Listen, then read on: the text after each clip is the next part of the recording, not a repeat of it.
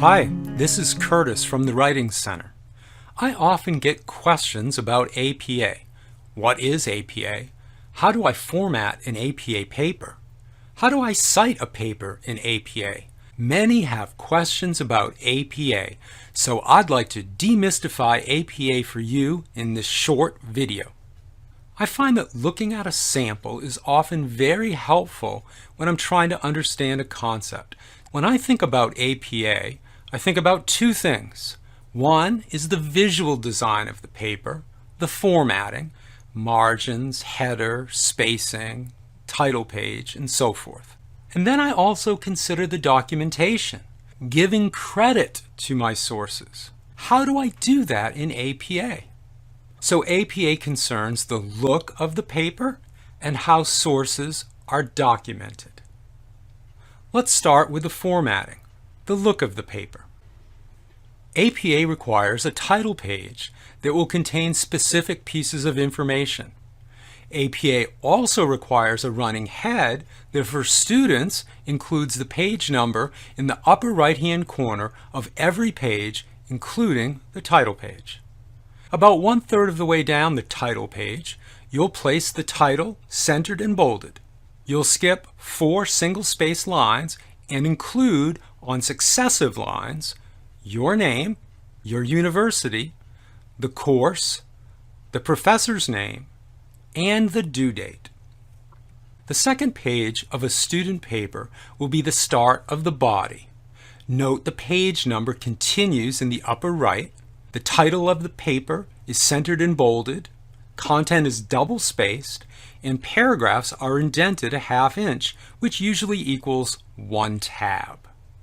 If you use information from sources, you'll also have a list of references, like the one you see now. The word references is centered and bolded, and the entries are in alphabetical order and double-spaced. Note the hanging indent format. The first line is at the margin, and additional lines of the entry are indented, so the first line hangs out, which makes it easy for the reader to see each individual entry. The second part of APA concerns documentation. When you use outside information, you need to include an in-text citation within the body. In-text citations can be parenthetical or narrative, and they are used for paraphrased, summarized, or quoted content. A basic parenthetical in-text citation for a direct quote will include the author or author's last names, date of publication, and page or paragraph number, as you see in this example. Please note also quotation marks go around the quoted content. When material is cited within the paper, that source will also appear on the references list at the end of the paper. A narrative citation names the author or authors in the narrative of the sentence via a signal phrase, as you see here. The date of publication is placed in parentheses after the author's names, and then the content from that source is blended into the sentence.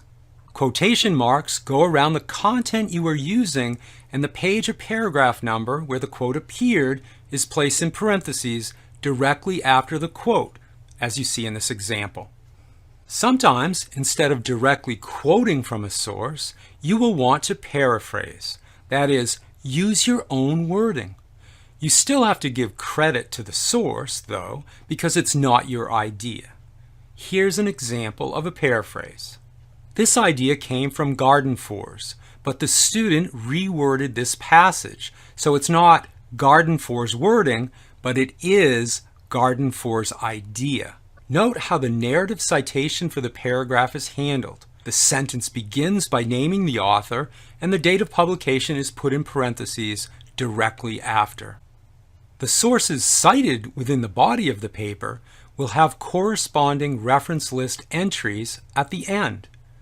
The reference entries will include more complete bibliographic information about the sources used, to include author name, date of publication, title of the source, and publication information.